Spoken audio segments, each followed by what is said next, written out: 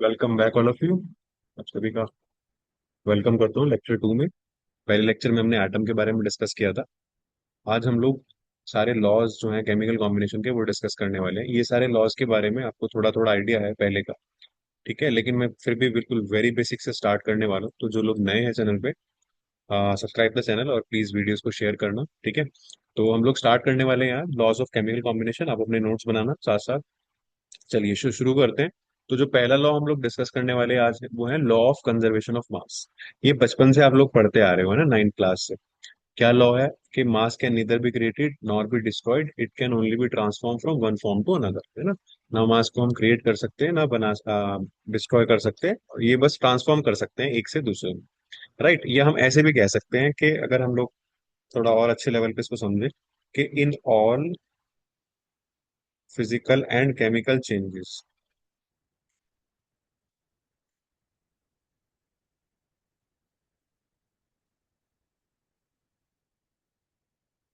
Mass is conserve, है ना, ऐसे भी बोल सकते हैं कि जितने भी फिजिकल और केमिकल चेंजेस होते हैं उसमें मास क्या होता है, कंजर्व होता है। मतलब मास ऑफ रिएक्टेंट, अगर केमिकल रिएक्शन की बात करें, mass of reactant will be equal to mass of product, है ना। जैसे मैंने लिखा A+B मिलकर दे रहा है C, तो हम ये कह सकते हैं कि मास ऑफ रिएक्टेंट्स, रिएक्टेंट्स कौन है यहाँ पे, A और B, राइट।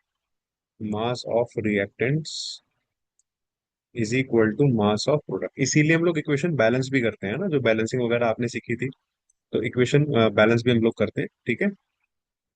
तो मास ऑफ रिएक्टेंट किसके बराबर होगा, मास ऑफ प्रोडक्ट, यानी कि A+B का जो मास होगा वो C के इक्वल होगा, ठीक है। कोई एक रिएक्शन लेके मैं आपको इसको प्रूव करके दिखाता हूँ। जैसे एग्जांपल मैंने ले लिया कैल्शियम का, ठीक है। कैल्शियम कार्बोनेट जो होता है, लाइमस्टोन बोलते हैं बच्चों उसको, लाइमस्टोन या चॉक। इसको जब हीट करते हैं तो हमें मिलता है calcium oxide plus carbon dioxide, ठीक है। अब अगर आप कैल्शियम का मास देखोगे तो कैल्शियम का मास होता है 40, कार्बन का होता है 12, राइट, और ऑक्सीजन का होता है, एटॉमिक मास की बात कर रहा हूँ, ठीक है, ग्राम एटॉमिक मास, इसका होता है 16। तो अगर आप इन सबको ऐड करके, ठीक है ना, कैल्शियम हो गया आपका एक, तीन ऑक्सीजन है तो 16 3 48, उसका मास हो जाएगा, और 12 का, ठीक है। अगर इसको ऐड करोगे आप, 40 × 1 प्लस 12 × 1 कार्बन का हो गया, और 16 × 3 ऑक्सीजन का हो गया, तो टोटल आएगा ये 100, ठीक है। अब अगर कैल्शियम ऑक्साइड निकालोगे आप तो 40 × 1 प्लस 16 × 1, तो ये हो जाएगा 56, ठीक है। और CO2 का हो जाएगा आपका 12 × 1 प्लस, एक सेकेंड, प्लस 16 × 2, तो ये हो जाएगा आपका 44। तो 56 और 44 को अगर आप ऐड करोगे तो इक्वल टू क्या आएगा, 100 ही आएगा, ठीक है। तो कैल्शियम कार्बोनेट 100 ग्राम था, उसको डिकम्पोज करा हमने कैल्शियम ऑक्साइड और कार्बन डाइऑक्साइड में, वो भी 100 ही आया, ठीक है। तो आई होप सबको क्लियर हो गया होगा कि मास कंजर्वेशन ऑफ मास कैसे काम करता है, राइट, क्या कैसे लॉ हम लोग देखते हैं। क्लियर। चलिए, तो इसकी लिमिटेशन देखते हैं कि कमी कहाँ है ना, कहाँ फॉलो नहीं होता। तो इसकी लिमिटेशन मेनली ये है। हाँ, एक तो लिमिटेशन जानने से पहले एक चीज ध्यान रखना, एक क्वेश्चन भी आ चुका है इस बात पे कि ये जो लॉ है इसमें मास कंजर्व करने की बात कर रहे हैं, मोल्स की नहीं, ठीक है। तो मोल्स आर नॉट, है ना, मोल्स में और may not be equal. Reactant और प्रोडक्ट के मोल्स वो बराबर हो भी सकते हैं और नहीं भी हो सकते, जरूरी नहीं है ना। मोल्स में और मे नॉट बी इक्वल, कभी आप मोल्स में लगा दो इसको, ठीक है, तो इसको वेट में लगाना है, मास में लगाना है, ठीक है। तो मोल्स में और मे नॉट बी इक्वल। अब आते हैं इसकी लिमिटेशन पे। इसकी लिमिटेशन है नहीं ज्यादा, इसकी लिमिटेशन मेनली जो है वो है न्यूक्लियर रिएक्शंस, ठीक है। तो न्यूक्लियर रिएक्शंस में ये वैलिड नहीं है ना, तो हम लिख सकते हैं it is not applicable for nuclear reaction. ऐसा क्यों कह रहा हूँ, क्योंकि देखो न्यूक्लियर रिएक्शन में क्या होता है ना, कुछ मास जो है एनर्जी में कन्वर्ट हो जाता है। तो रिएक्टेंट और प्रोडक्ट का मास बराबर नहीं आएगा, क्योंकि कुछ मास जो है रिएक्टेंट का एनर्जी में कन्वर्ट हो जाएगा, तो इट इज नॉट एप्लीकेबल। एक सेकेंड, मैं इसमें वीडियो के डिस्क्रिप्शन बॉक्स में आपका लिंक डाल दूंगा, अपना टेलीग्राम का भी और इंस्टाग्राम का भी, तो दोनों जगह आप लोग ज्वाइन कर सकते हैं, ठीक है। It is not applicable for nuclear reactions,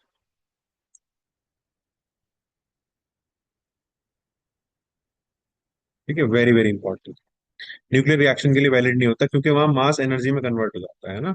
अगर मैं बात करूं delta E is equal to delta M into C square, right. तो हम यहाँ पे कह सकते हैं कि mass is converted into energy. ठीक है, mass is converted into energy. तो यहाँ ये बात हमारी वैलिड नहीं होती। आई होप सबको ये law of conservation of mass clear हो गया होगा, छोटा सा लॉ है। ठीक है, चलो नेक्स्ट लॉ पे चलते हैं फिर इसी के साथ। नेक्स्ट लॉ है हमारा law of definite proportion. Law of definite proportion को ही बच्चों multiple proportion, sorry, law of definite को ही हम लोग फिक्स भी बोल देते हैं। तो डेफिनेट प्रोपोर्शन बोल दो या फिर फिक्स्ड प्रोपोर्शन बोल दो। ठीक है, फिक्स भी बोल सकते हैं इसमें। प्रोपोर्शन का मतलब होता है रेशियो। तो पहले लॉ समझते हैं। लॉ ये कहता है कि अगर दो एलिमेंट, ध्यान से सुनना मेरी बात में क्या कह रहा हूं, अगर दो एलिमेंट रिएक्ट करके एक पर्टिकुलर कंपाउंड बनाते हैं। ठीक है, मैं क्या बोल रहा हूँ, दो अलग अलग एलिमेंट रिएक्ट करके एक पर्टिकुलर कंपाउंड बना रहे हैं, तो उस पर्टिकुलर कंपाउंड में इन दोनों एलिमेंट का रेशो जो है मास का, वो हमेशा क्या रहेगा, फिक्स रहेगा। या कह सकते हो इनकी परसेंटेज जो है वो फिक्स रहेगी। अब चाहे वो कंपाउंड का सोर्स कुछ भी हो, उस कंपाउंड का सोर्स कुछ भी हो, वो कैसे भी बना हो। जैसे फॉर एग्जांपल पानी की बात करते हैं, H2O की, है ना। H2O जो है हमेशा हाइड्रोजन और ऑक्सीजन से ही मिलके बनेगा, उन्हीं दो एलिमेंट से मिलके बनेगा, राइट। देखो हाइड्रोजन ऑक्सीजन से मिलके और भी कंपाउंड बनते हैं, मैं अभी वाटर की बात कर रहा हूँ। अगर मैं वाटर की बात करूँ तो हाइड्रोजन और ऑक्सीजन से ही मिलके बनेगा, राइट। क्लियर है बात। तो वाटर के अंदर चाहे उसका सोर्स कुछ भी हो, पॉन्ड हो, रिवर हो, नदी का पानी है, समुद्र का पानी, टंकी का पानी, मिनरल वाटर, कुछ भी हो, उसमें हाइड्रोजन की और ऑक्सीजन की जो मास की परसेंटेज है वो फिक्स रहेगी। क्या ये बात सबके पल्ले पड़ी। अब हम इसकी स्टेटमेंट रीड कर लेते हैं, ठीक है। देखो स्टेटमेंट, हो सकता है आपको ना प्रॉपर्ली समझ में आए लेकिन कंसेप्ट आपको समझ में आना चाहिए। देखो तो स्टेटमेंट क्या है। Elements are always combined in specific, specific या डेफिनेट कह सकते हो, प्रोपोर्शंस ओनली। प्रोपोर्शन बोले तो रेशो है, मैं बता चुका हूँ। It means that element always combine in a specific ratio, है ना। स्पेसिफिक रेशो में कंबाइन करते हैं irrespective of the number of reactants और the source from which they are obtain. तो सोर्स मैटर नहीं करती है। ठीक है।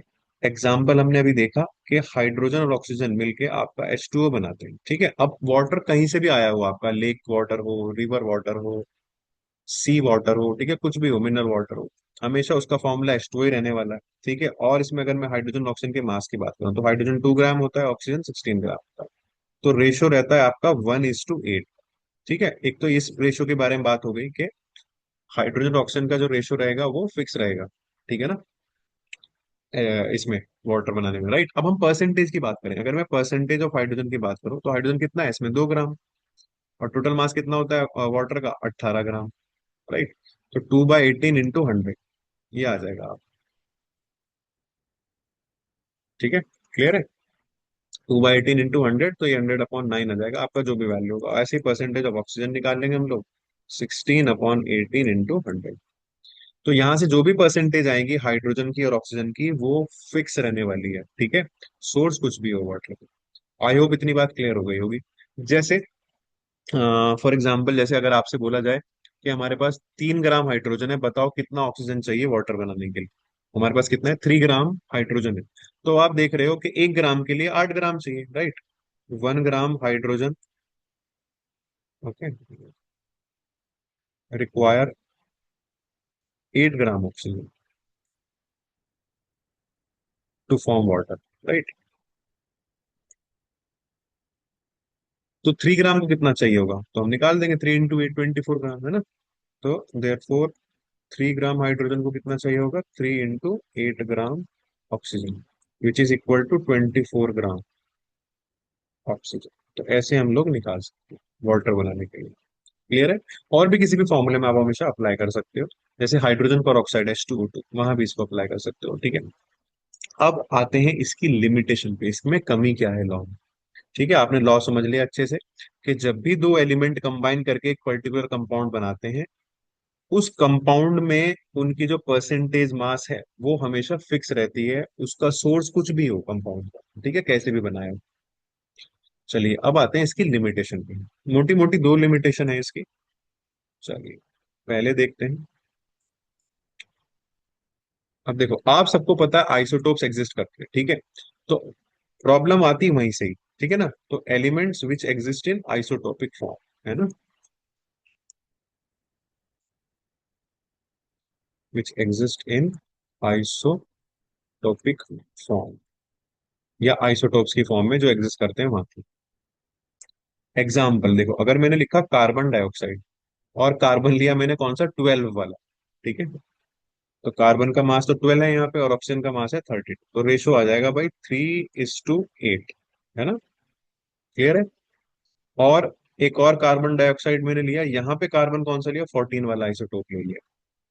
अब अगर आप कार्बन 14 और ऑक्सीजन में रेशियो देखोगे तो ये 14 और ये 32, तो 7:8 का रेशियो है। तो ये रेशियो अब फिक्स नहीं रह गया, है ना, ये रेशियो अब चेंज हो रहा है, ठीक है ना, क्योंकि आइसोटोप अलग हो गया कार्बन। वहां 12 वाला कार्बन था, ठीक है, और यहाँ 14 वाला कार्बन है। मतलब अगर आप परसेंटेज निकालोगे ना, परसेंटेज ऑफ कार्बन ये 14 वाले में, तो 14 अपॉन कितना हो जाएगा वेट, 32 प्लस 14, 46, ये कार्बन डाइऑक्साइड का वेट है ना, 40, वैसे 44 होता है, या 46 लिया क्योंकि कार्बन कौन सा लिया, 14 वाला, 14/46 × 100, तो यहाँ परसेंटेज ऑफ कार्बन ये आएगी।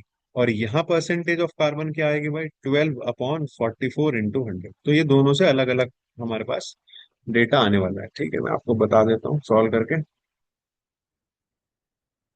ठीक है, एक सेकेंड पर।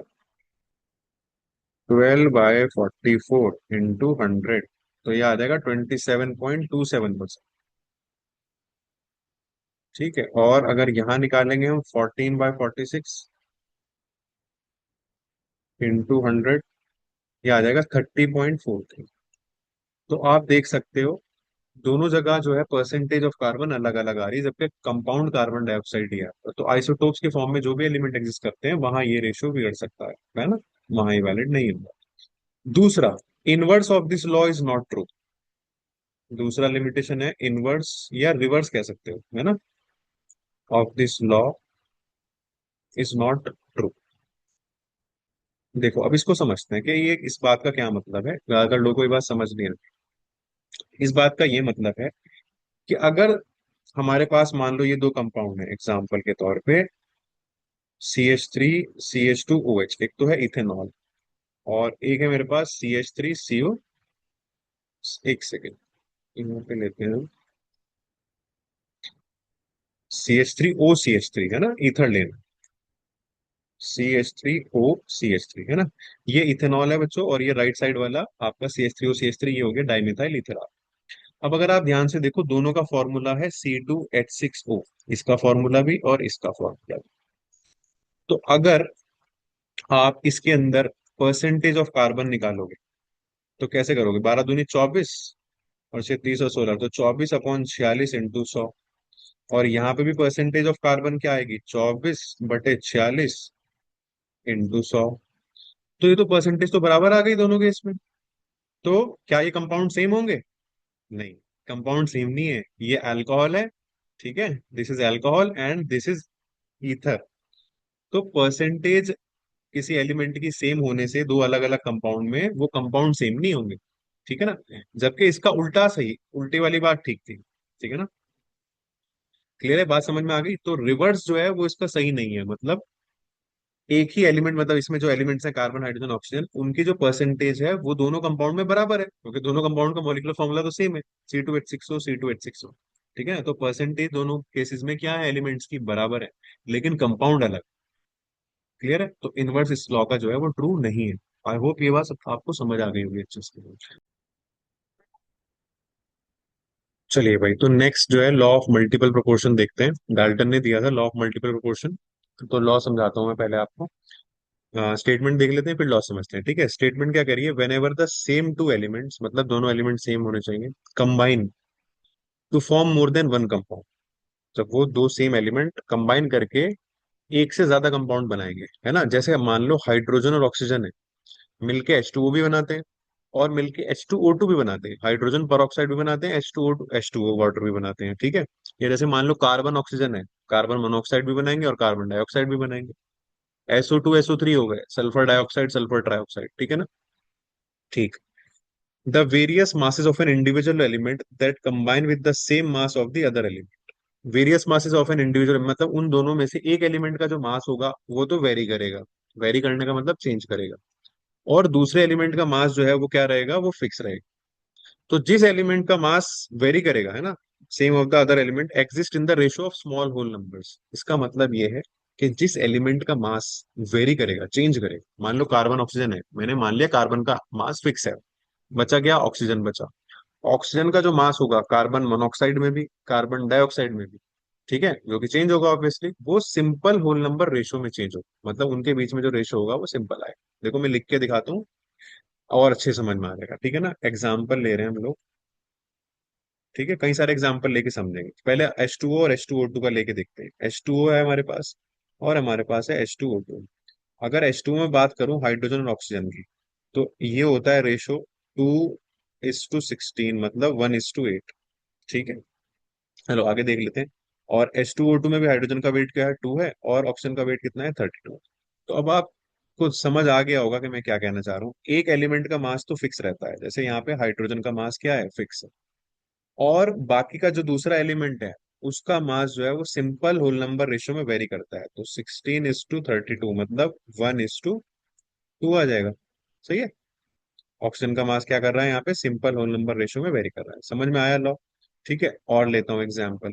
एग्जाम्पल लेते हैं हम लोग कार्बन मोनोऑक्साइड, कार्बन डाइऑक्साइड, ठीक है, CO एंड CO2। तो इसमें देखो, अगर आप कार्बन और ऑक्सीजन को, कार्बन यहाँ पे वेट है 12 और यहाँ पे ऑक्सीजन का वेट है 16, यहाँ पे कार्बन का वेट 12 ही है और इसका है 32। तो बेसिकली 12 ग्राम कार्बन के लिए एक बार 16 ग्राम ऑक्सीजन रिएक्ट कर रहा है और एक बार 32 ग्राम कर रहा है। तो 12 ग्राम हमने कार्बन का जो है वो फिक्स कर दिया कि उसका वेट जो है, एक एलिमेंट का जो है वेट फिक्स रहने वाला है, और दूसरे एलिमेंट का वेट जो है वो सिंपल होल नंबर रेशियो में वेरी करेगा। तो आप देख सकते हो 16/32 यानी कि 1:2 अगेन। ठीक है, ऐसे ही हम लोग और भी ले सकते हैं, SO2 SO3 का एग्जाम्पल ले सकते हैं। नाइट्रोजन, नाइट्रोजन की बहुत सारी ऑक्साइड्स बनती हैं, ठीक है। तो एग्जाम्पल के तौर पे आप ये ले सकते हो, NO ले सकते हो, ठीक है, N2O ले सकते हो, N2O3 ले सकते हो, N2O4 ले सकते हो। ये सारी नाइट्रोजन की ऑक्साइड्स की बात कर रहा हूँ मैं। NO2 रह गए बीच में, NO2 ले सकते हो। तो इसमें भी अगर आप चेक करने पे आओगे तो आपको एक एलिमेंट का मास फिक्स मिलेगा, नाइट्रोजन का जनरली, है ना।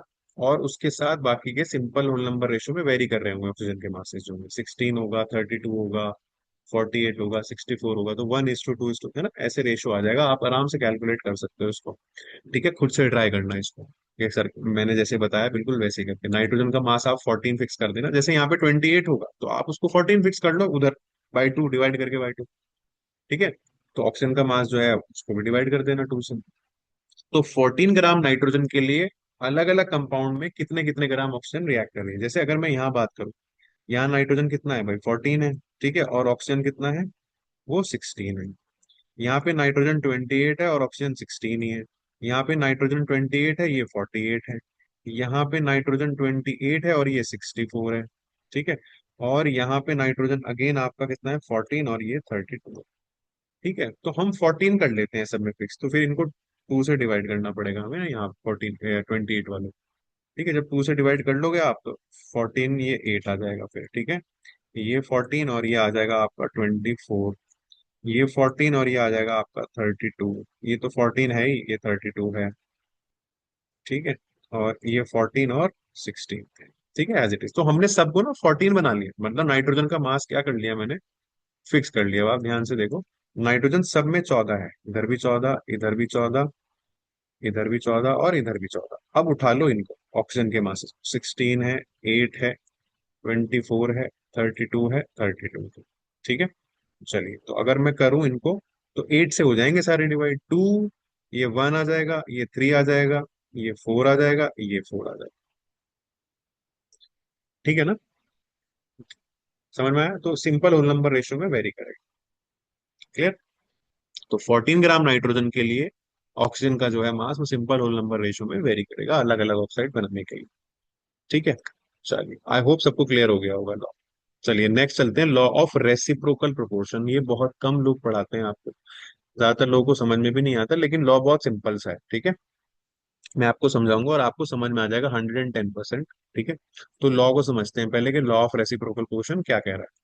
लॉ ऑफ रेसिप्रोकल प्रोपोर्शन ये कहता है कि if two elements B and C react with the same mass of the third element A, एक एलिमेंट ए है, इसके साथ बी और सी रिएक्ट करते हैं, ठीक है ना। इसके साथ बी भी रिएक्ट करता है और सी भी रिएक्ट करता है। ठीक है। Same mass of the third element A, यानी कि ए का मास फिक्स है। ठीक है। बी और सी का अलग अलग। The ratio in which they do so will be the same और simple multiple if B and C react with each other. ये कह रहा है कि ए और सी और ए और बी जिस रेशो में रिएक्ट करेंगे, उसी रेशो में बी और सी भी रिएक्ट करेंगे। ठीक है। अभी आपको समझ में आ जाएगा। जैसे मान लो कार्बन है। ठीक है। कार्बन हाइड्रोजन के साथ रिएक्ट करके सपोज करो CH4 बनाए इसमें। ठीक है।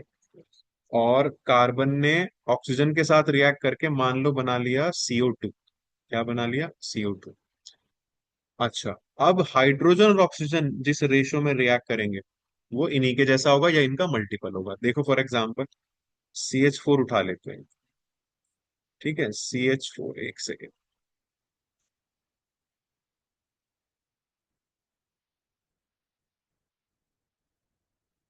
ठीक है। CH4, CH4 में हमारे पास कार्बन है और हाइड्रोजन है। ठीक है। कार्बन कितना है? 12 और ये 4। ठीक है। और ऐसे ही ले लेते हैं CO2। ओके। कार्बन 12 है और ऑक्सीजन कितना है? 32। क्लियर? अच्छा अच्छा। यहाँ पे आपका कार्बन जो है वो फिक्स है ना, ए है यहाँ पे कार्बन। अब बात आती है हमारे बी और सी की। बी और सी कौन है आपका? एक सेकंड में मार्क कर देता हूँ। ये बी है आपका, सपोज ये सी है। ठीक है। This is B and this is C.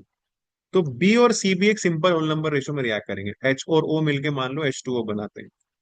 तो अगर आप इसमें देखोगे हाइड्रोजन और ऑक्सीजन का रेशो वो कितना आ जाएगा आपका? 1:8 है ना। ये पहले भी देख चुके हैं, तो ये रेशो आएगा 1:8। यहाँ पे अगर आप देखोगे तो वो भी वही आएगा, है ना। हाइड्रोजन और ऑक्सीजन के बीच में देखो 1:8। क्लियर है? तो हाइड्रोजन और ऑक्सीजन जिस रेशो में कार्बन के साथ रिएक्ट कर रहे हैं, उसी रेशो में आपस में भी रिएक्ट करते हैं। बहुत अच्छी स्टेटमेंट मैंने आपको बोली है, इससे आपको समझ में आ जाएगा। ठीक है। हाइड्रोजन और ऑक्सीजन जिस रेशो में कार्बन के साथ रिएक्ट कर रहे हैं, उसी रेशो में आपस में भी रिएक्ट कर रहे हैं, या फिर इसका होल नंबर होगा। मान लो 1:8 ना आता, तुम कहते सर H और O मिलके H2O नहीं बनाते, H2O2 बनाते हैं, है ना। कुछ बच्चों के दिमाग में आएगा H, हाइड्रोजन ऑक्सीजन मिलके H2O2 बना, बिल्कुल बना सकते हैं, है ना। तो अगर यहाँ पे रेशो देखूंगा मैं तो 2 और ये 32, तो ये तो 1:16 आ गया। सर ये तो सेम नहीं आया। अरे सेम नहीं कह रहा हूँ मैं, लॉ भी सेम नहीं कह रहा। लॉ कह रहा है या तो सेम आएगा या फिर उसका मल्टीपल आएगा, होल नंबर मल्टीपल। तो 1:8 जो हमारा रेशो आया था यहाँ पे हाइड्रोजन ऑक्सीजन का, यहाँ पे 1:16 आ रहा है। 2 टाइम्स का हो गया उसका, राइट। तो उसका मल्टीपल आ गया। समझ में आ गई बात? कार्बन का हमने क्या किया? फिक्स कर दिया मास। हाइड्रोजन और ऑक्सीजन जो उसके साथ मिलकर अलग अलग कंपाउंड बना रहे थे, मीथेन और कार्बन डाइऑक्साइड, वो जिस रेशो में कार्बन के साथ रिएक्ट कर रहे थे, उसी रेशो में आपस में भी रिएक्ट करेंगे या फिर उसका होल नंबर मल्टीपल। ये है लॉ ऑफ रेसिप्रोकल प्रोपोर्शन। ठीक है। चकदे फट्टे, ये समझ में आ गया होगा सब। ठीक। चलिए। तो अब इसके बाद हम लोग नेक्स्ट में जो है वो डिस्कस करेंगे बच्चों एटॉमिक एंड मॉलिक्यूलर मास। ठीक है। स्किप मत करना क्लास, उस वीडियो को भी अच्छे से देखना, पूरा क्लियर हो जाएगा कि एटॉमिक मास किसे कहते हैं, AMU एटॉमिक मास यूनिट कैसे आती है। ठीक है। और ग्राम एटॉमिक मास क्या है आपका, रिलेटिव एटॉमिक मास। ठीक है। Average atomic mass. ये सारी चीजें एक साथ एक क्लास में डिस्कस करनी है हमें, नेक्स्ट क्लास में। होपफुली बहुत जल्दी, कल या परसों में वीडियो मिल जाएगा आपको उसका भी। तो keep loving the channels, share share करते रहिए वीडियो को। ठीक है। और कंटेंट आपको अच्छा ही मिलेगा, मूल कॉन्सेप्ट पूरा कराऊंगा मैं आपको विद क्वेश्चंस। ठीक है। अभी क्वेश्चंस मैंने इसमें इंक्लूड नहीं किए, इस वाले में लास्ट लास्ट वीडियो में किया था। इसके बाद जब मैं एटॉमिक एंड मॉलिक्यूलर मासेस वगैरह करा दूंगा, फिर आपको कुछ क्वेश्चंस कराऊंगा। ठीक है। चलिए। Take care, bye bye.